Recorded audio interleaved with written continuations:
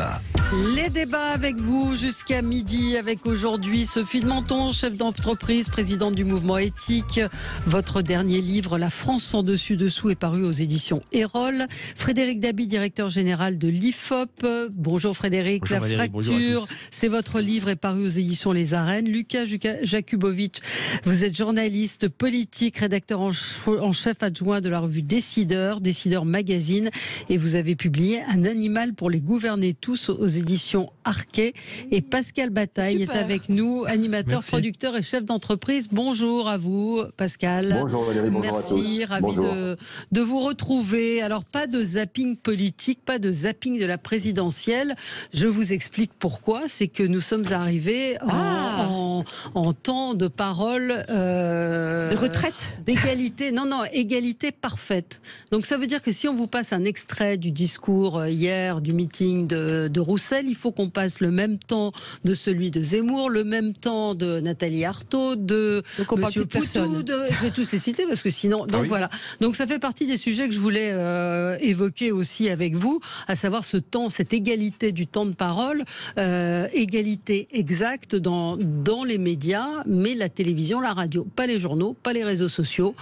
Donc ça veut dire que vous ne verrez pratiquement plus aucune déclaration de candidat. Ça, c'est une bonne nouvelle. Alors on a le droit de dire du mal. Je vous donne les règles. Bon. On a le droit de dire du mal, c'est pas comptabilisé.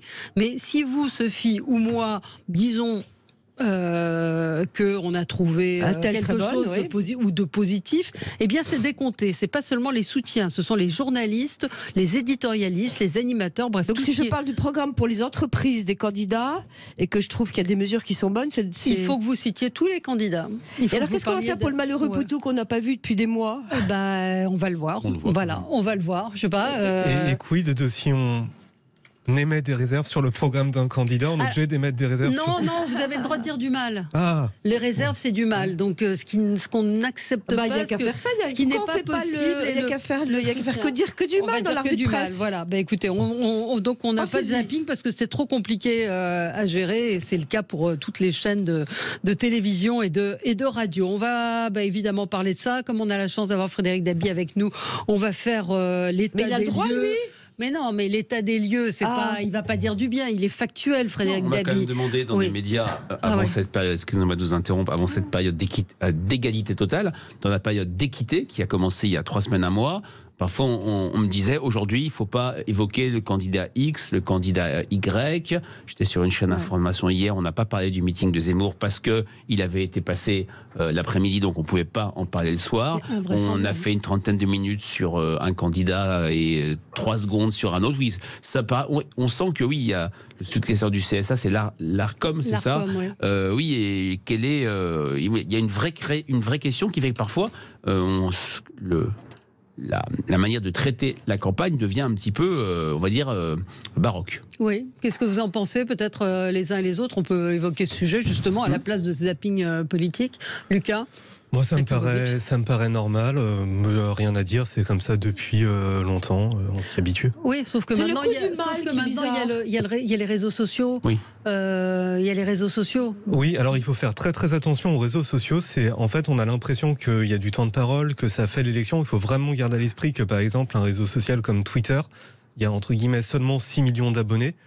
Donc je ne sais pas si c'est énormément influent dans la campagne. Et on voit d'ailleurs que, par exemple, si on cite Zemmour, les équipes Zemmour sont très très influentes sur les réseaux sociaux. En réalité, ça a apparemment pas d'influence sur le vote des électeurs le jour J. Oui. Stéphane nous dit au final, c'est les votants qui sont encore considérés comme rien qui a indiqué ces règles. Je ne comprends pas bien, il faudrait expliquer. Sophie. Il y a un truc aussi, c'est que, pardon, mais les journalistes font ce qu'ils veulent aussi. C'est cette façon de traiter l'actualité, de mettre des gens qui connaissent rien, qui commentent, qui choisissent exactement. Pardon. Non, je plaisante. Non, moi je fais mon prisme, c'est l'entreprise. Oui. Donc quand je parle des programmes politiques et tout, je garde mon prisme. Oui. Alors c'est vrai que l'entreprise, ça finit par être large, mais non, mais sérieusement, il y a une espèce ils s'accaparent cette campagne politique, les médias. Je me demande si le fait de souffler un peu va pas être c'est souffler sans souffler. On a posé la question sur Twitter, êtes-vous d'accord avec cette égalité parfaite du temps de parole? Oui, à 62% et non à 37%. Donc c'est quelque chose. Alors c'est pas un sondage, c'est une consultation. consultation. Oui. Mais par rapport à ce que disait Lucas tout à l'heure, en 2017, dans notre sondage jour du vote pour Sud Radio et Paris Match, FOP Fiducial, on avait demandé quels vecteurs médiatiques avaient été déterminants dans les choix électoraux.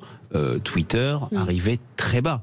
C'était les journaux télévisés et surtout les fameux débats d'avant le premier tour, les 3 débats télévisés qui avaient beaucoup contribué à la constitution des comportements électoraux. L'équité, ce qui peut être intéressant, l'égalité, c'est que ça peut permettre à des candidats peu connus des Français de percer, d'être un peu comme des révélations. On se souvient, alors c'était il y a 20 ans, mais c'est pas si ancien, Oyer Besancenot, complètement inconnu en début de campagne, qui avait fini à 4,5%.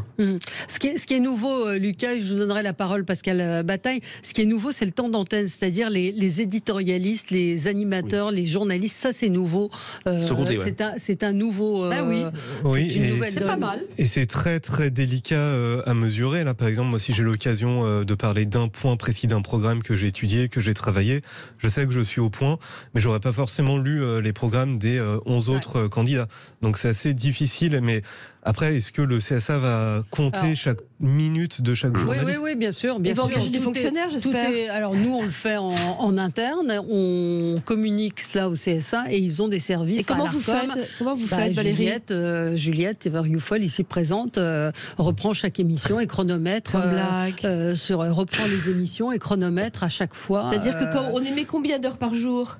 Après, il y a des tranches avec des gens, donc c'est un peu différent. Pascal, vous en pensez quoi, Pascal Bataille ? Je suis assez d'accord avec Lucas, c'est une règle qui est tout à fait vertueuse dans l'absolu, qui existe depuis longtemps et en même temps, c'est vrai que comme beaucoup de règles en France, la problématique c'est souvent dans la façon de les appliquer, dans la rigidité et le manque de souplesse et d'intelligence parfois avec lesquelles elles sont appliquées. En l'occurrence, effectivement, que les citations de discours soient chronométrées, ça paraît assez légitime, que Philippe Poutou ait autant de temps de parole que Emmanuel Macron, que les petits candidats ne soient pas dévalorisés par rapport aux grands.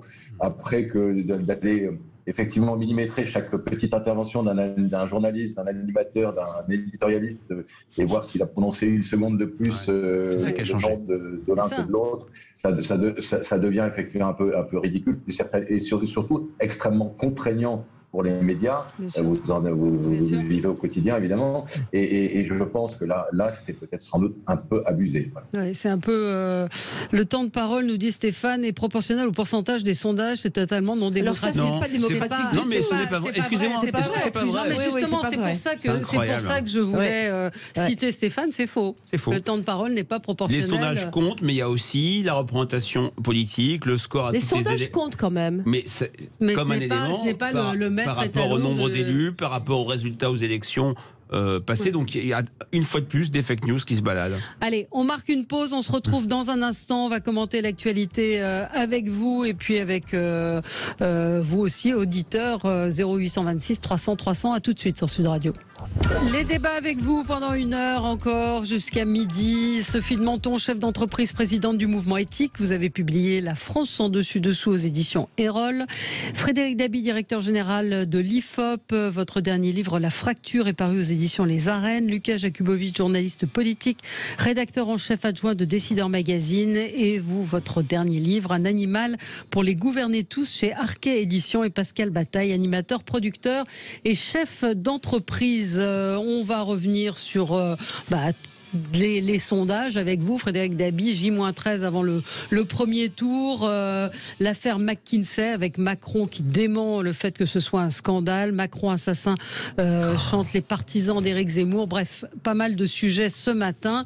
On a le droit de dire du mal de toute façon. Mais on a le droit de dire que du mal. Juste une chose que vous disiez une fois que l'antenne a été coupée pour répondre à Stéphane qui nous disait c'est les sondages, c'est pas que les sondages. Vous vous rappelez qu'Anne Hidalgo a participé à l'émission de TF1 alors qu'elle était en dessous de certains dans les sondages. Oui, enfin, elle était à peine devant ou à égalité avec Jean Lassalle ou bien d'autres candidats qui n'ont pas été conviés parce qu'il n'y a pas que les sondages, loin de là. Il y a le nombre d'élus, il y a le résultat aux dernières élections intermédiaires, et le PS a fait quand même des très bons résultats au municipal comme au régional. Donc c'est pas des sondages qui décident de tout. Et puis il y a des choix éditoriaux. On se souvient qu'en 2017, TF1 avait invité les 5 principaux candidats, et ça avait provoqué une colère chez Nicolas Dupont-Aignan, alors que quelques jours après, CNews et BFM, je crois, avaient invité tout le monde. Oui. Parlons de ce qui a retenu votre attention aux uns et aux autres dans l'actualité. Frédéric, on va commencer avec vous.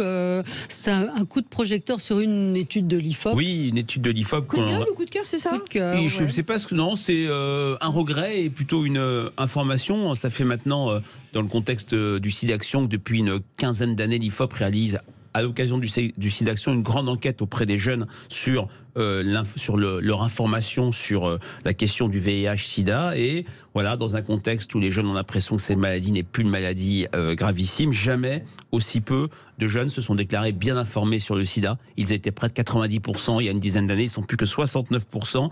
Ils étaient 74% en 2020. On voit très bien que voilà, il y a le contexte Covid, il y a d'autres maladies qui sont plus mis en avant. C'est vrai que les jeunes ne sont plus inquiets vis-à-vis du sida. On voit que dans le même temps, les idées fausses, les fausses informations liées au VIH continuent à prospérer. Un quart des jeunes considèrent que le virus du sida peut se transmettre en embrassant une personne séropositive. 19% pensent que la pilule contraceptive protège du sida. Et puis, dans une partie de la jeunesse, notamment les jeunes garçons, il y a ce que j'appelle le mythe du super-héros. Ils sont 40% à dire « le sida ne me fait pas peur », 37%. Ils sont 40% à dire qu'il y a de moins en moins de contamination. C'est clairement un sujet qui ne les concerne pas par rapport aux jeunesses que j'ai pu étudier dans les années 80. Alors, ça s'explique aussi par le fait qu'on meurt de moins en moins du sida en France, qu'on peut même bien vivre avec, même si les traitements restent lourds et la vie quotidienne... C'est beaucoup dire. J'allais dire. Difficile. La vie quotidienne reste quand même parfois compliquée, mais clairement, il y a un basculement de la jeunesse, et c'est en ça que les sondages peuvent être intéressants, puisque on a une vraie série historique depuis une quinzaine d'années. En tout cas, voilà, le niveau d'information n'a jamais été aussi faible, et on a un jeune sur 5 qui déclare ne pas vouloir d'information du tout sur le sida. Alors, par rapport à ça, il y a d'une part l'immense responsabilité des parents, parce qu'eux, ils savent tous. Enfin, je veux dire, il y a un moment où c'est quand même la responsabilité des parents. Et puis, j'ai presque envie de dire... Les pauvres, je veux dire, il faut qu'ils fassent gaffe à tout. Non, mais bien sûr qu'il faut le faire. Bien sûr que c'est terrible, qu'il faut informer, etc. Et que c'est vrai qu'on est dans une période où on finit par avoir peur de tout, faire attention à tout, avoir des gestes barrières, Et donc, on comprend les super... Enfin, on comprend pas, mais j'imagine la réaction des super-héros. Alors, vous citez, Sophie, les parents, il y a aussi l'école. Au début de ce baromètre IFOP, Est-ce que c'est à l'école? Attendez, je vais finir ma phrase, Sophie. Même la commencer. Oui. Au début du baromètre, 90% des jeunes avaient reçu au moins une information, je dis, sur le sida au collège. On est maintenant à un niveau où seulement un quart n'a pas reçu d'information, n'a jamais bénéficié d'un enseignement en santé sexuelle. Il y a des programmes de biologie, quand même, ça fait partie des programmes sur le sida. Là aussi, c'est des évolutions qui sont préoccupantes. Un tout petit mot quand même, Lucas, par rapport à ça, c'est le rôle de l'école. On se plaint d'ailleurs du niveau, etc. Et c'est vrai qu'on demande tout à l'école. Mais les parents comptent aussi, je suis d'accord avec vous. Oui, non, mais il y a pas le gouvernement aussi. On peut très bien imaginer de temps en temps quand même des campagnes aussi. Mais l'école, j'ai un doute un peu. Allez, Lucas, vous, c'est un coup de gueule, ça tombe bien. Et donc, du coup, comme on est dans la présidentielle, j'imagine qu'on va chronométrer chacune de mes secondes. Donc, c'est parti, je me lance. Donc oui, c'est plutôt un coup de gueule. Nous, à Décideurs Magazine, on est évidemment dans la campagne électorale. On traite les programmes des candidats par thématique. Et moi, la semaine dernière, j'ai été amené à traiter les programmes de défense. Et globalement, j'étais plutôt content et satisfait, parce que tous les candidats ont en gros des projets solides, que ce soit à droite ou à gauche. Ouais. À gauche, honnêtement, Mélenchon, je ne suis pas du tout d'accord avec ce qu'il dit, mais il y a un livret qui est travaillé, chez les Verts aussi. Et dans l'histoire, il y a une mauvaise élève, qui est Anne Hidalgo. Ouais. Et alors, c'est vraiment stupéfiant, je vais même le citer, c'est-à-dire, ça ne va pas être très long, c'est que le programme de défense du Parti Socialiste pour l'élection présidentielle de 2022 tient en 12 lignes, avec, je vais vous le dire tellement c'est court. Donc le programme dit: il est primordial de construire notre sécurité face aux défis du XXIe siècle. Je donnerai aux armées les moyens de protéger les Français et l'ensemble du territoire en réaffirmant notamment le rôle de la France comme puissance maritime. Le contrôle démocratique des opérations militaires extérieures par le Parlement sera renforcé. La poursuite des opérations sera soumise au vote du Parlement. Au-delà, de 4 mois d'intervention. Ouais. Voilà, je vous l'ai lu. C'est assez court, donc en tout cas, en gros, on a quand même la guerre qui est aux portes de l'Union européenne et de la France. On a des conflits de haute intensité qui reviennent. La question militaire au cœur de la campagne. Et là, il n'y a rien sur des questions comme est-ce qu'on reste dans l'OTAN ou pas ? Est-ce qu'on reste dans le commandement intégré ? Est-ce qu'on augmente le budget ? Où ira l'argent ? Sur quoi on met l'argent ? Quid de la défense européenne ? Les exportations d'armes, il y a un petit peu. Mais voilà, moi, c'est un coup de gueule parce que je trouve ça stupéfiant qu'un parti, soi-disant, de gouvernement, n'ait pas du tout potassé la question pendant 5 ans et aujourd'hui n'ait rien à proposer aux électeurs. Et c'est bizarre parce que c'est un parti quand même qui est engagé sur la défense. C'est eux qui ont augmenté le budget en 2015. Et là, la question, c'est finalement, mais où sont passés les experts ? Qui a travaillé sur le projet ? Qui a coordonné ? Et voilà, je trouve ça... Vous avez vu Anne Hidalgo aussi cette semaine, ce week-end, interrogée sur l'agriculture et qui se lance dans un camoulox de mots autour de l'agriculture, etc., où on ne comprend pas grand-chose. Mais là, on était à 2 doigts d'avoir une co-construction bienveillante du budget militaire. Ça, donc vraiment, ce qui est intéressant, c'est que Jean-Yves Le Drian, qui était ministre de la Défense, et chez Emmanuel Macron, il était socialiste, et c'est lui qui décide, avec François Hollande et Manuel Valls, l'augmentation du budget en 2015. Et le ministre, dont le nom m'échappe, désolé, qui était ministre de la Défense sous Lionel Jospin, est aussi passé chez Emmanuel Macron. Il était en charge, ça va me revenir, et des investitures en 2017. Donc c'est vrai aussi, le PS s'est aussi appauvri d'experts, et c'est vrai que c'est des critiques d'ailleurs qui ont été formulées par des socialistes comme Carole Delga. Il n'y a peut-être pas eu un vrai travail qui a été fait entre 2017 et 2022 pour revenir comme parti de gouvernement. Le PS reste très fort au niveau local. N'oublions pas qu'il a gagné les municipales et les élections régionales. Il n'a pas perdu de sortant, mais c'est vrai que le national, on est plutôt dans la continuité empire que 2017. Non, mais après, il y a des think tanks, il y a des députés qui sont à la commission de défense, et je me demande qu'est-ce qui fait beaucoup de choses. Mais vous savez, ce qui est terrible, c'est que au lieu de penser à l'intérêt de la France, l'intérêt de la défense, etc., ils sont comme à l'école, ils veulent pas se piquer. Oui, mais moi je l'avais déjà dit, il m'a copié. Et donc, peut avoir une pensée plus profonde que justement, mais ils n'osent pas, comme effectivement ils sont du côté de Macron, ceux qui avaient pensé, etc. Les équipes de campagne dans les programmes, je le vois pour tout, ne veulent pas. Alors quand il y a une très bonne idée à gauche, il faut la prendre à droite et puis c'est tout. Enfin, je veux dire, Pascal, un mot sur ce que vient de dire Lucas Jakubowicz. Oui, j'y souscris totalement. C'est assez. J'ai l'impression que c'est malheureusement caractéristique de un peu l'ensemble du programme du PS et de la campagne d'Anne Hidalgo. On a le sentiment que c'est vraiment pas travaillé, que c'est vraiment pas architecturé, que c'est pas approfondi, que tout ça reste vraiment en surface. On reste en surface des choses effectivement, le PS, ces dernières années, a perdu quand même beaucoup de ses cerveaux, entre guillemets. Il y a ses cerveaux au PS, comme on peut l'avoir au niveau scientifique ou technologique parfois. Et ça se ressent terriblement. C'est-à-dire qu'il y a un manque d'imagination, il y a un manque d'idées, et il y a aussi un manque de travail, très, très clairement, sur les dossiers. C'est pas travaillé. Ouais. Votre coup de gueule, Pascal ? D'un mot sur le groupe Auchan et ses différentes filiales qui refusent toujours de quitter la Russie avec des arguments qui semblent particulièrement peu fondés et peu entendables. Voilà, et donc moi je ça tombe bien. Ce matin, ils veulent pas quitter la Russie. Il y a vraiment aujourd'hui, je pense, un boycott à faire en France de ce groupe-là et de ces différentes enseignes. C'est le groupe Muliez, hein. C'est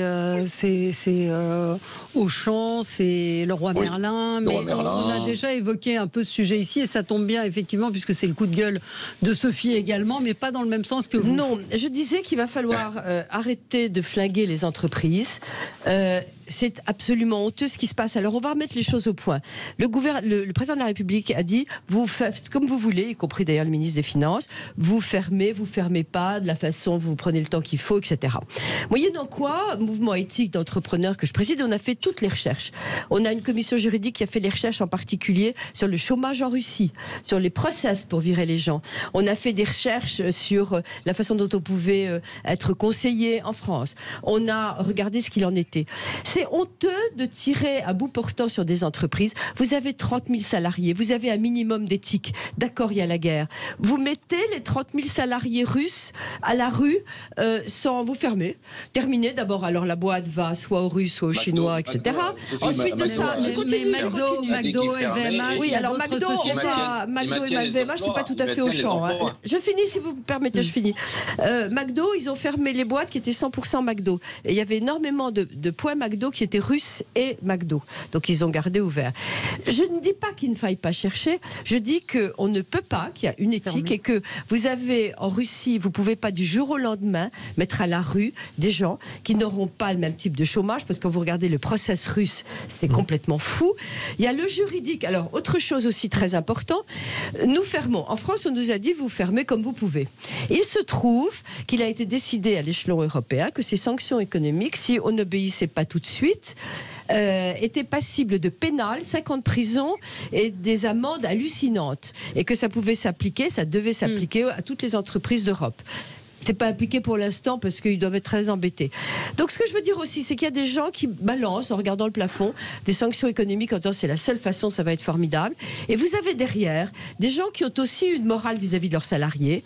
Et on ferme pas une boîte en éteignant la lumière. C'est tout ce que je dis.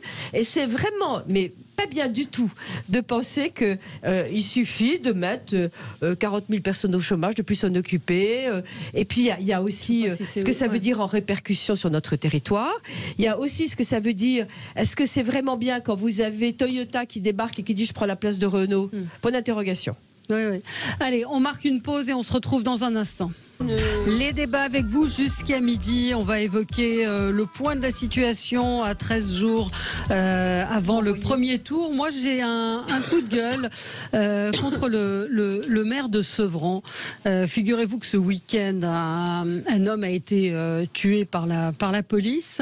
Et le tweet du maire de Sevran, c'est un Sevranais de 32 ans, père de famille, est décédé suite à une blessure par balle par un fonctionnaire de public. Le parquet et l'IGPN sont saisis. Mes premières pensées vont à sa famille. Dans l'attente pour la sécurité de tous, il est essentiel que nous gardions notre calme. Évidemment, le calme n'a pas été respecté. Il y a eu des échauffourées la nuit dernière à Sevran. Et surtout, ce père de famille de 32 ans était défavorablement connu des services de police. Il venait de voler une camionnette de livraison et donc il a été interpellé. Alors, ça mérite pas la mort, c'est pas du tout ce que je veux dire. Ce que je veux dire, c'est que la façon... C'est pas une raison pour être dans la rue dehors. La façon dont le maire de Sevran dit un père de famille abattu par la police est absolument dégueulasse. J'ai pas d'autre mot que ça. La manière de présenter les choses est pas honnête. Qu'il fasse un communiqué, mais tout ça, c'est encore une fois électoraliste pour pas perdre une partie de son électorat. Et je trouve que en matière d'arrangement avec la vérité, il se pose là. Lucas. Mais la députée de la circonscription, Clémentine Autain de la France Insoumise, a fait exactement la même chose en fait. Donc c'est vraiment là, absolument. On est dans du clientélisme pur et dur. Non, mais c'est un père de famille, oui, d'accord, ok, il est père de famille, sauf que, alors, est-ce que le tir a été accidentel? Est-ce que le policier a tiré volontairement? Non, mais peu importe la faute, d'abord, c'est pas jugé, peu importe la faute qui a été commise, c'est vrai que c'est la manière de se présenter un père de famille. Qui met d'ailleurs les gens dans la rue. Absolument, qui met les gens dans la rue. Et qui pénalise la police, qui est de plus en plus, du coup, ce sont des assassins, etc. Ça pénalise la police. Et je trouve que c'est très grave la façon de présenter les choses. Oui, non, ça devrait d'ailleurs être... ça devrait être rectifier ou légaliser. Non, ça a été fait exprès. Tous les gens qui sont sur Twitter opposés au maire de Sevran ont été bloqués. Voilà, comme quoi l'échange, bloqué. On ne peut plus lire lui correspondre avec lui. Bon, bref, peut-être le saurais-je, mais je m'en fous. Début de campagne officielle aujourd'hui, donc égalité totale du temps de parole à partir de ce lundi. Tous les candidats doivent se soumettre à ces nouvelles règles électorales. Ils disposent exactement du même temps de parole à la télévision, à la radio. Et puis, on va revenir sur le dernier sondage IFOP fiducial pour Sud Radio, celui de vendredi, Frédéric Dabi, où les choses ne bougent pas énormément, mais encore une fois, ce sondage quotidien permet d'observer des tendances, des dynamiques. Non, il n'y a pas de mouvement fort. Emmanuel Macron toujours en tête avec 28%. Marine Le Pen qui quand même avec 20,5 se rapproche de son socle du 23 avril 2017, donc malgré la présence d'Éric Zemmour. Un Jean-Luc Mélenchon, 3e, qui peut espérer enclencher une logique de vote utile, notamment à gauche, pour éviter, quand on est sympathisant de gauche, un 3e 21 avril, mais qui est quand même décroché par rapport à Marine Le Pen et qui peine à rassembler son électorat. Non, le mouvement, c'est, dans cette enquête de vendredi, symboliquement, c'est Valérie Pécresse qui repasse devant Éric Zemmour, mais selon les sondages IFOP, ceux de ses confrères, il y a une incertitude sur l'ordre d'arrivée Zemmour-Pécresse. En tout cas, ce qui frappe, c'est que la mobilisation décolle enfin, mais même si on est sur une abstention qui atteindrait 30%, et on voit dans les questions qualitatives, chaque semaine on a des indicateurs hebdomadaires, que c'est Marine Le Pen qui est considérée comme faisant la meilleure campagne, que le pouvoir d'achat est l'enjeu majeur pour les Français, et Marine Le Pen a réussi à préempter, elle n'est pas sur le grand placement mais sur le grand déclassement, cette thématique de la projection de l'avenir du pouvoir d'achat, et que au-delà de la campagne, la mort d'Yvan Colonne a été vue comme l'événement majeur de ces derniers jours. On est dans une campagne quand même qui reste assez anesthésiée par la guerre en Ukraine et qui peine à trouver des forts événements de campagne. On parlait des débats en 2017 qui avaient créé une dynamique et qui avaient créé un crescendo jusqu'au 23 avril. Mais l'Ukraine compte dans le... ça intéresse les Français. Oui, c'est l'enquête IFOP fiduciale Sud Radio de ce matin, notre balise, où d'un côté, le niveau d'inquiétude reste très fort sur l'Ukraine, 88%, mais l'intensité, le fait d'être très inquiet a fortement baissé. On est passé de 50 à 37, donc on voit très bien qu'on s'habitue malheureusement à tout, et que la capacité de cette guerre à avoir un impact sur le vote est minoritaire, mais n'est pas négligeable. On a un électeur sur 3 qui dirait « je pourrais voter en fonction de ce qui se passe en Ukraine ». Plutôt un avantage pour le président sortant. Emmanuel Macron. Oui, sur la question des sondages et de l'Ukraine, moi, il y a quelque chose qui m'a un peu frappé, c'est que globalement, les candidats sont en deux camps. Il y a ceux qui sont accusés d'être pro-Poutine, collabo, etc. Et il y a ceux qui les tapent. Et en fait, on a l'impression que ceux qui tapent pour essayer de remonter dans les sondages, c'est surtout Hidalgo, Pécresse et Jadot, sont plutôt en stagnation. Et ceux qui sont attaqués, à part peut-être Zemmour, mais en tout cas Le Pen et surtout Mélenchon, qui sont vraiment attaqués sur l'Ukraine, continuent à augmenter.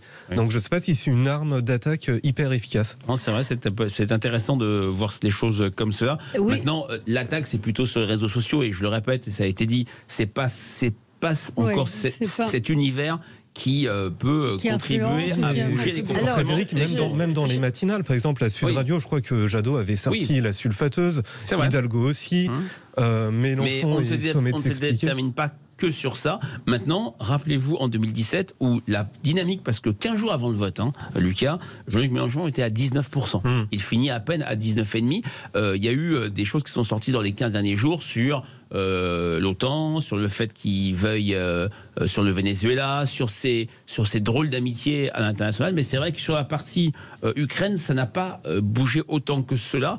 Peut-être que l'électorat déclare que ça aura un impact sur le vote, mais est-ce que ça pèse autant que le pouvoir d'achat, que d'autres sujets ? Il y a aussi un autre sujet, je pensais au désintérêt, l'intérêt qui baisse plutôt, avec l'inquiétude sur le sujet de l'Ukraine et qui chute vertigineusement. Je crois que c'est vraiment un phénomène qui est important, c'est la saturation médiatique. Vous ne pouvez plus, les gens me disent tous, je n'allume plus la télé, j'écoute uniquement l'émission de Valérie Expert sur Sud Radio. Ah oui, évidemment. Ils disent tout ça aussi. C'est juste... Surtout quand Sophie est invitée. Ouais. Il y a une saturation absolue et on ne peut pas supporter, je veux dire que ces drames permanents qui sont exposés, etc., je crois que émotionnellement, on ne peut plus supporter les drames partout, tout le temps. Et donc, je crois que l'Ukraine, effectivement, va diminuer parce que les Français se protègent. Alors peut-être que ça va faire ressortir et remettre un intérêt politique, vraiment politique de notre pays dans la campagne. Pascal Bataille, ces sondages, donc encore une fois, ce que nous expliquait Frédéric Dabi, c'est cette tendance avec, le président de la République qui est à 28% d'intention de vote. En érosion, pardon. En érosion, puisqu'il était monté à 31%. Mais il est loin, effectivement, devant Marine Le Pen, qui est donnée à 20%, 20,5%. Pascal. Ce qui est intéressant, moi, ce qui m'intéresserait en tout cas, c'est de voir l'impact des meetings de ce dimanche sur le prochain sondage, le prochain baromètre, parce qu'effectivement, il s'est passé quand même des choses ce week-end importantes, et en termes de mobilisation et en termes de niveau de discours et de niveau de vocabulaire utilisé, notamment par les militants. Je parle notamment évidemment du meeting d'Éric Zemmour. Et est-ce que par exemple cette scansion du slogan Macron assassin lors du meeting de Zemmour et le fait que le candidat ait laissé faire ostensiblement, même s'il s'en défend, est-ce que ça va jouer favorablement ou défavorablement pour lui? Ces derniers dérapages avaient été plutôt lui avait plutôt coûté quelques points. Est-ce que là, effectivement, dans cette période de dernière ligne droite, la radicalisation va plutôt le servir et lui permettre, ce qui est évidemment son but, de dépasser Valérie Pécresse au premier tour. Moi, je serais assez intéressé de voir comment les Français et les lecteurs vont réagir. Ouais. Est-ce qu'il y a un effet en général après de tels meetings? En tout cas, la fonction et l'impact des meetings a beaucoup changé. Il y a quelques années, c'était des meetings pour des militants, des sympathisants, et ça restait dans une sorte d'entre-soi. Maintenant que les meetings sont diffusés sur les chaînes d'information, que les images sont fournies, il faut rappeler, par les équipes des candidats, des images bien faites, bien léchées, il y a l'espoir que ces meetings impactent, recréent une dynamique. On se souvient du meeting réussi du Bourget pour François Hollande, le meeting incroyable de Nicolas Sarkozy porte de Versailles, et à contrario, le meeting plutôt peu réussi pour Valérie Pécresse au Zénith. C'est vrai qu'Éric Zemmour a essayé de faire une démonstration de force. Est-ce que ça a été gâché par... Il y a tous les gens qui sont allés voir, qui étaient dans l'environnement. Moi, j'y étais, c'était bloqué partout, 800 policiers, il n'y a plus besoin de militants. Tout le monde ne vote pas à Paris. Non, mais d'accord, mais quand on réunit un quartier comme ça... Non, mais il y a l'idée que les meetings peuvent donner une impression de force, de dynamique et redynamiser une campagne. Maintenant, ce n'est pas... Vrai ou faux? Oui, ça peut jouer. Ça peut jouer. On se souvient, en 2017, au Trocadéro, le meeting de François Fillon, qui avait un peu galvanisé une partie du peuple de droite. François Fillon échoue, il ne faut pas l'oublier. Il échoue qu'à 600 000 voix. Oui. Moins de 600 000 voix. Ouais. Moi, ce que je trouve terrible, c'est qu'on revient sur le fait Macron assassin, qu'il n'ait pas réagi ou qu'il ait dit j'ai pas entendu, me paraît très curieux. Mais moi, ce que je trouve beaucoup plus inquiétant, c'est que la foule ait scandé ça.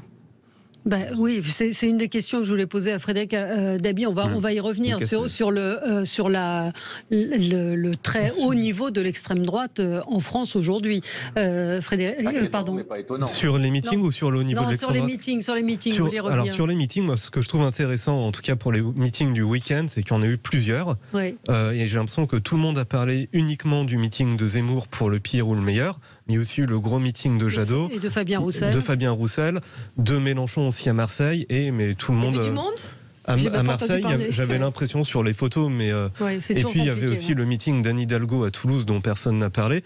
Mais en fait, c'est comme si tout le monde avait parlé du meeting de Zemmour et comme si les 10 secondes de Macron assassin avaient pris tout l'espace médiatique. Alors, tout le monde, c'est qui tout le monde?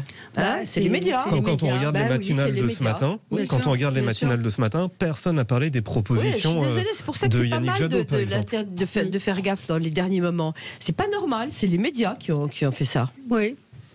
Non, c'est vrai que moi j'ai l'impression que les médias ont parlé d'autres meetings, mais c'est vrai que le meeting de Zemmour, il en a fait vouloir faire une démonstration de force quand certains de ses concurrents avaient déjà fait plusieurs meetings. Mais c'est vrai qu'on a plutôt eu une saturation autour d'Éric Zemmour, même si, pour des raisons d'équité, j'en parlais tout à l'heure, quand on est dans les commentaires que moi j'ai pu faire hier soir, on est resté surtout sur...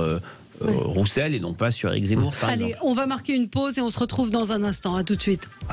Les débats avec vous jusqu'à midi. Nous évoquions donc les meetings, les sondages et puis cette question. Et vous me disiez, Frédéric, à l'instant que c'était déjà le cas en 2017, mais l'extrême droite, rassemble plus de 30% des votants. Oui, mais sauf que la différence de 2017, Emmanuel Macron avait un niveau annoncé, plus élevé, oui. Non, mais on est sur une élection, il y a des éléments de continuité par rapport à 2017, un total gauche extrêmement faible, mais c'était déjà le cas en 2017. L'addition Mélenchon-Hamon faisait à peine 26%, on a une gauche qui est dans cet étiage-là, et c'est vrai que l'addition d'un Dupont-Aignan, Pécresse, Dupont-Aignan, Éric Zemmour et Marine Le Pen font des scores plutôt importants. C'est le récit politique que font beaucoup de Français sur le pays, la déception Sarkozy, la déception Hollande, une déception relative pour Macron, même si Macron a un socle de popularité très supérieur et à Nicolas Sarkozy et à François Hollande, et l'idée que l'alternative pourrait se trouver du côté d'extrême droite. Je suis frappé par les rapports de force de second tour, Le Pen, Macron. Alors, bien sûr, un second tour, faisons de la pédagogie comme on l'a fait dans notre émission. On ne connaît pas les résultats du premier tour, on ne mesure pas une éventuelle dynamique, mais c'est clair qu'on n'imagine pas que si nous sommes sur une configuration Macron-Le Pen, on retrouve le 2 tiers, 1 tiers de 2017, puisque Marine Le Pen a considérablement modifié son image auprès des Français, et elle a refilé, si je puis dire, le mistigris de l'extrémisme à Éric Zemmour. Oui. Et donc, elle est beaucoup plus haute qu'elle n'était en 2017. Et puis elle est beaucoup plus prête. Attention, ça va être décompté. Ça va être décompté. Moi, c'est factuel. Dans le Rolling IFOP, alors il y a quelque chose qui me surprend vraiment sur le score de Marine Le Pen, c'est que d'habitude, elle est très très faible chez les seniors, les plus de 65 ans. Elle fait mieux, même. Et là, dans le dernier, j'ai vu qu'elle a atteint les 15%, même dans celui de jeudi. Et à mon avis, c'est vraiment c'est historique, parce que je crois que l'extrême droite a toujours vraiment du retard chez les plus vieux. Ils sont souvent très forts dans les CSP-, les ouvriers, les jeunes, surtout de la France périphérique. Et là, on voit un frémissement chez les personnes âgées. Et j'ai l'impression que ça peut être peut-être un point de bascule, non ? Oui, je suis d'accord avec ce que vous dites. C'est vrai qu'historiquement, le RN fait ses meilleurs scores dans les catégories générationnelles charnières, 25-34 ans, la génération de l'insertion qui peine à s'insérer. Quand les plus jeunes, les primo-votants, là, sont chez Macron et chez Mélenchon. Les 50-64 ans, la génération qui quitte l'entreprise souvent contre son gré, qui voit la retraite arriver avec une forte inquiétude, qui est confronté à la dépendance de ses proches. Il y a beaucoup d'aidants parmi les 50-64 ans. Et 65 ans et plus, c'est un vote de droite ou un vote Macron. C'est vrai que les choses peuvent peut-être changer. N'oublions pas qu'il y avait il y avait deux choses. Ce qui empêchait les personnes âgées de voter pour Le Pen, il y a le côté saut dans l'inconnu, le risque de trouble, et la question européenne, qui maintenant a été, entre guillemets, légèrement tranchée par Marine Le Pen. Sans compter que Marine Le Pen est-elle toujours dans l'esprit des gens d'extrême droite ? Oui. J'ai l'impression qu'elle s'est débrouillée pour ne plus être d'extrême droite. Moi, en tout cas, il y avait une enquête IFOP pour elle est TF1 fréquentable. qui montrait qu'elle était sympathique. C'est positif, fréquentable. Éric Zemmour lui a beaucoup aidé. Oui, Pascal Bataille. Oui, je souscris à ce qui vient d'être dit. Concernant Marine Le Pen, elle s'institutionnalise, elle se légitimise, d'autant plus que Zemmour occupe l'espace de l'extrémisme, de la haine. Soyons clairs, c'est quand même quelqu'un qui ne se nourrit et qui ne vit qu'avec des discours de haine et des discours de fracture et d'opposition. Donc finalement, Marine Le Pen, moi j'ai heureusement pour moi, comme vous tous, dans mon entourage, des gens qui, de toute obédience, j'ai entendu des gens, ça m'a un petit peu fait tomber par terre, mais j'ai quand même entendu des gens me dire aujourd'hui, Marine Le Pen, elle est trop à gauche. Effectivement, et ça, c'est l'effet Zemmour plus encore que l'effet Le Pen, je pense. Elle a polissé évidemment beaucoup ses thèses, sa façon de les exprimer, son de les défendre, etc. Et son comportement, mais Zemmour l'aide beaucoup, effectivement, à passer pour une candidate finalement très, très républicaine. Oui, et c'est vrai que l'épisode d'hier avec la foule qui scande Macron assassin ne va pas forcément dans le sens d'un apaisement. Est-ce que ça peut avoir un impact, Frédéric Dabi? Tout peut avoir ça. Mais n'oublions pas, moi je ne juge pas cette déclaration. C'est pas moi de le faire. Mais on peut juger quand même. Mais qui que ce soit, Sophie, allez-y, parlez. Je vous fais confiance pour parler. Là, je vais poser la question à Frédéric, donc vous attendez que je vous pose la question. Voilà. Mais c'est vrai que ça ne peut que détériorer l'image d'Éric Zemmour. La présidentielle, c'est un vote d'incarnation, c'est pas que le programme. Ou pas. On a quand même quelqu'un qui a une popularité faible, qui est jugé inquiétant, sectaire, et c'est vrai qu'il a repris des représentations négatives qui étaient avant fortement associées à Jean-Marie Le Pen. D'ailleurs, l'incident qu'a connu Marine Le Pen en Guadeloupe est son premier incident de campagne, quand par le passé c'était systématique, il y avait une campagne on pour le FN et une campagne off où il y avait beaucoup d'altercations. Elle s'est aussi de ce point de vue-là institutionnalisée. Maintenant, Éric Zemmour, oui, il a un socle qui apprécie le côté nouveau du personnage, c'est la seule personnalité qui est nouvelle dans cette offre électorale, très proche de celle de 2017. Pécresse, Hidalgo sont des personnalités connues par les Français et qui incarnent une certaine radicalité. La question qui se pose et ce qui explique peut-être qu'il a perdu sa dynamique, est-ce que le coup d'éclat permanent est un facteur de mobilisation très forte ou est-ce que dans un contexte de crise très forte, on va plutôt jouer la continuité et la peur je reprends cette expression du saut dans l'inconnu. C'est ce qui s'est passé parce qu'il était beaucoup plus haut dans les sondages et il était même à 16, oui. À mon avis, sur la baisse de Zemmour, je pense qu'il a fait une énorme erreur. Alors, je ne sais pas si vous êtes d'accord avec moi, vous qui êtes sondeur. En fait, on a l'impression quand même qu'une élection présidentielle se gagne plutôt au centre. Et j'ai l'impression que lui, il a fait plusieurs erreurs où il a radicalisé vraiment le débat. Donc, il a hystérisé sa base. Il a des gens qui sont vraiment très, très fans de lui, qui chantent ses louanges. Mais par exemple, quand il débat avec Pécresse et qui débine en permanence Sarkozy et Chirac, il ne va pas réussir à tirer des électeurs de droite traditionnelle. Quand il crie Macron assassin, il va aussi effrayer, entre guillemets, un électorat qui est peut-être bourgeois, loyaliste, légitimiste. Et c'est comme si plus la campagne passe, plus il s'enferme dans une niche protestataire, finalement. Et je pense qu'il va avoir 11-12% de personnes qui vont être très très fans de lui, mais qui ne va pas réussir à aller chercher des indécis. Non, alors je ne dirais pas qu'une campagne présidentielle se gagne au centre, c'est plutôt dans une logique de second tour, mais qu'est-ce que c'est que le centre aujourd'hui, si je puis dire. Maintenant, c'est vrai, je partage votre analyse sur le fait que la radicalisation a des soutiens, mais de véritables détracteurs. La présidentielle, c'est quand même... on vote pour le président de la République. La question de la crédibilité, à qui confie-t-on les clés de la Maison France, c'est la question que posent beaucoup de Français. Et c'est vrai qu'Emmanuel Macron, de ce point de vue-là, a un atout énorme. La logique de distinction par rapport à ses adversaires est très forte, surtout que les questions internationales sont très au cœur de cette campagne. Et c'est vrai qu'on peine à imaginer des adversaires d'Emmanuel Macron, aller négocier avec Vladimir Poutine, gérer des crises comme il a géré pour le Covid et sur l'Ukraine. C'est cette logique de continuité que ne peut pas pour l'instant incarner le candidat de la rupture, le candidat de la radicalité qu'incarne Éric Zemmour. Ouais. Laurence me demande pourquoi est-ce que les gens ont crié Macron assassin. C'est au moment où Éric Zemmour évoquait... Le Covid peut-être, non ? Non, il évoquait... les faits divers. Non, il évoquait les faits divers. Il évoquait... l'insécurité. Il évoquait l'insécurité. Pardon, mais c'est aussi, on va se parler très franchement, un grand classique dans le jeu politique dans les années 80, après chaque fait divers, on entendait, il y a même eu des manifestations de policiers place Vendôme, Badinter assassin, Mitterrand complice. C'est fait aussi partie du jeu entre une droite très dure à dénoncer. À l'époque, c'était le laxisme de la gauche. Mais ce qu'on relevait aussi en début d'émission, c'est l'anecdotique qui est aujourd'hui retenue.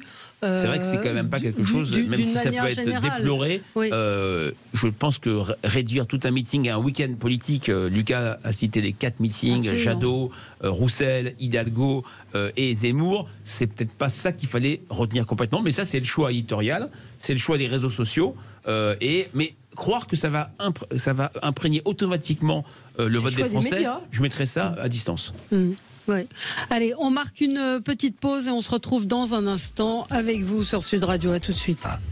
Avec vous sur Sud Radio, on est ensemble jusqu'à midi. Un dernier mot sur les sondages. On n'a pas parlé de l'abstention qui est c'est le plus important, qui est annoncée comme en tout cas, elle serait plus forte qu'en 2017, comme en 2017 elle a été plus forte qu'en 2012 et en 2012 qu'en 2007, qui est la dernière élection où les Français ont voté massivement. On a dans notre rolling un indicateur d'abstention de 30%. Alors c'est bien sûr moins et heureusement que les régionales et les municipales, mais ce serait un record, Valérie, pour l'élection présidentielle.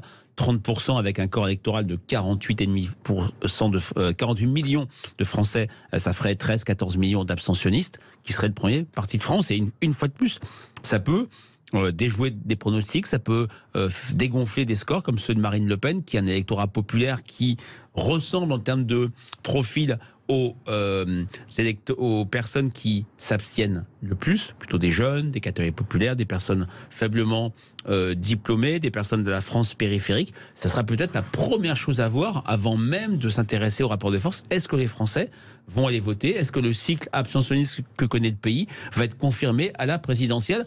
C'est une campagne qui ne donne pas envie de voter. C'est une campagne où il y a peu d'événements de campagne. Jamais elle a été aussi percutée par des événements externes parasites, le Covid. Jamais elle a été autant anesthésiée. Et oui, l'Ukraine l'a anesthésiée et gelée. Maintenant, il reste qu'un jour. Enfin, ce qui est intéressant, c'est les conséquences de l'abstention. Parce que de toute façon, on n'y peut rien. On peut effectivement gloser sur l'abstention, ce qu'on fait tous les ans. Et c'est navrant et ça peut être pire, etc. Mais dans ce cas précis, dans l'état du pays actuel, moi, ce qui m'intéresse beaucoup, c'est les conséquences de cette abstention. Parce que Emmanuel Macron risque d'être élu par défaut. Il y a énormément de gens qui l'élisent par défaut. Et qu'après, il va falloir gérer le pays avec, on voit, ça éclate partout, dans tous les secteurs, etc. Comment fera-t-il mieux les vrais sujets de révolte dont s'est accaparé l'extrême droite, la sécurité, la réforme du pays, etc. Et là, on est très frustré dans le programme qu'il donne parce que on voit pas du tout comment ça va changer. Donc moi, ce qui m'inquiète énormément, c'est bon, les législatives, on va voir, mais c'est l'après Macron. Comment on gère la France? Oui. Alors moi je suis hyper mal à l'aise avec le terme de vote par défaut. On vote quand même, quoi qu'il arrive, et ça veut dire que tous les présidents de la République précédents ont été élus par défaut, parce que souvent c'est pas un vote d'adhésion. Il y avait un vote d'adhésion avec Sarkozy. Il y a eu un vote d'adhésion avec Macron aussi, un vote d'adhésion pour Macron. Pour les réélections, par exemple, en 88, quand Mitterrand était réélu, c'était pour beaucoup un vote de raison. En 2002, avec Chirac, c'était un vote de raison. Et je suis aussi très mal à l'aise avec le fait de dire que s'il y a beaucoup d'abstention, l'élection d'un président est illégitime. Je n'ai jamais dit illégitime. Hein. Je dis que ça peut être difficile après. Ou difficile après, parce que tous les partis sont à mettre en cause dans le fait qu'il y a une forte abstention. Si Mélenchon avait été, je sais pas moi, peut-être moins communautariste, peut-être qu'il aurait plus séduit à gauche. Si Jadot avait été plus charismatique, peut-être qu'il aurait... si Pécresse... enfin, il y a plein de si. Mais c'est très inconfortable à mes yeux d'incriminer l'abstention uniquement à Emmanuel Macron. C'est collectif. Je suis d'accord, sauf qu'on a une condition particulière. C'est jamais arrivé. Les gens, qu'est-ce que tu veux que je vote? Je vote forcément Macron. D'un air pas content, résigné. Et ça, c'est quand même... J'ai jamais entendu ça à ce point-là. Pascal Bataille, vous avez le même sentiment? Je sais pas. Je suis assez d'accord avec Lucas sur le fait que c'est pas nouveau ce vote par défaut, même s'il y a eu des années... 80, évidemment avec Mitterrand, 2012 avec Sarko, entre autres, mais où on a senti vraiment un mouvement d'adhésion important et vraiment un candidat avec une sorte de poussée extraordinaire derrière lui. Là, je ne sais pas si Emmanuel Macron, s'il est élu, sera moins légitime que Jacques Chirac en 2002. Effectivement, il sera légitime. On sait que le score... voilà. Alors, c'est pas pareil, légitime et avoir de la difficulté à gouverner, pardon. être légitime. Oui, mais... Bien sûr qu'il l'est, c'est une démocratie, bon ben voilà. Mais, ça n'empêche que c'est difficile. S'il a de la difficulté à gouverner, c'est qu'il paraîtra non légitime ou pas. Son élection paraîtra reposer sur un socle pas assez important. Donc, évidemment, ça revient au même. La problématique de l'abstention, elle est au-delà de ça. Elle est la preuve.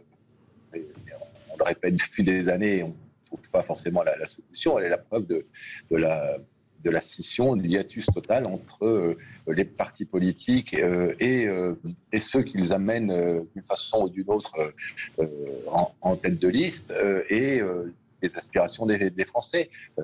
Donc, effectivement, et là, je suis en désaccord pour le coup avec Lucas, si Macron, finalement, n'est pas légitime, c'est aussi sa faute, parce que en 5 ans de présidence, il n'a pas réussi à convaincre suffisamment de Français qu'il était la bonne personne. Oui, mais en même temps, on devrait aujourd'hui, avec les enjeux qui sont en cours et avec ce qu'on vient de vivre comme type de crise, qu'elle soit sanitaire ou internationale, etc., on devrait avoir une mobilisation formidable. Les instituts devraient constater une inversion de la tendance quand même de l'abstention. C'est effarant et effrayant. Ouais. Que dans le contexte que nous vivons, qui n'est pas un contexte paix sociale, de sérénité, etc., il n'y ait pas plus de mobilisation à nouveau, que les gens ne se rendent pas compte que l'élection gouverne. Mais allez, le président moi, oui, mais qu'un mot à dire aux gens. Impactera leur quotidien de façon extrêmement importante. Bien sûr. Mais allez voter, que tous ceux qui râlent, qui insultent sur les réseaux sociaux aillent voter, qui disent on va mettre Macron dehors, mais mettez-le dehors si vous voulez le mettre dehors, mais allez voter, ne vous plaignez pas après Oui, mais alors allez voter, alors à ce moment-là il faut compter le vote blanc, parce qu'il y a des gens qui vous diront comment j'ai le choix entre Marine Le Pen, voter Marine Le Pen si je veux pas il y a une offre, il y a 10 candidats, dans cette offre-là, 12 candidats, dans cette offre-là, il y a forcément quelqu'un qui vous plaît. Je suis d'accord, mais c'est Valérie, ce qui est intéressant là, c'est la candidature Zemmour.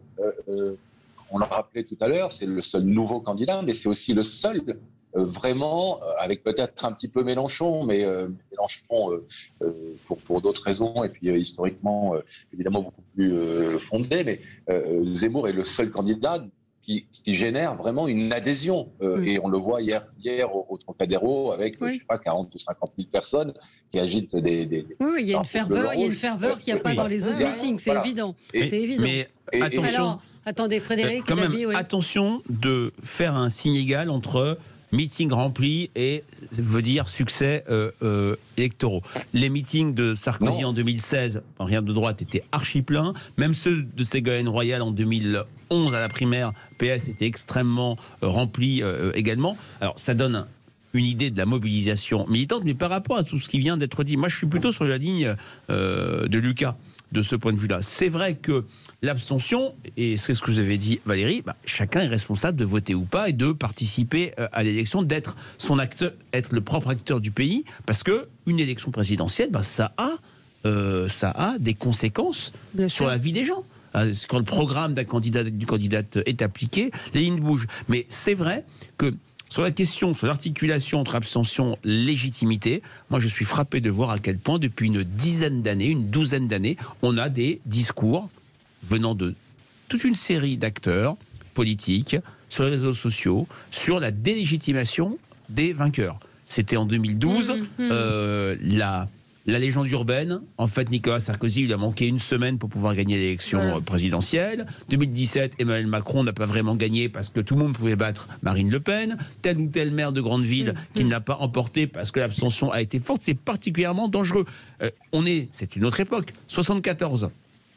Giscard d'Estaing l'emporte au second tour de très peu face à François Mitterrand. C'est une période très dure d'affrontement gauche-droite, extrêmement dure. Pour autant, jamais Georges Marchais, jamais François Mitterrand ne délégitime Giscard d'Estaing sur le mode « Oh, il l'a gagné de tellement peu que c'est pas le président de tous les Français ». Donc c'est ce mouvement-là peut-être que Lucas vous avez voulu montrer, et c'est vrai que c'est relativement inquiétant. Moi j'apprécie votre appel à la mobilisation, parce que plus ça vote, plus le travail des instituts est quand même conforté. La mauvaise estimation dans beaucoup de régions au régional, c'était du fait d'une abstention tellement forte que toutes les lignes avaient complètement bougé.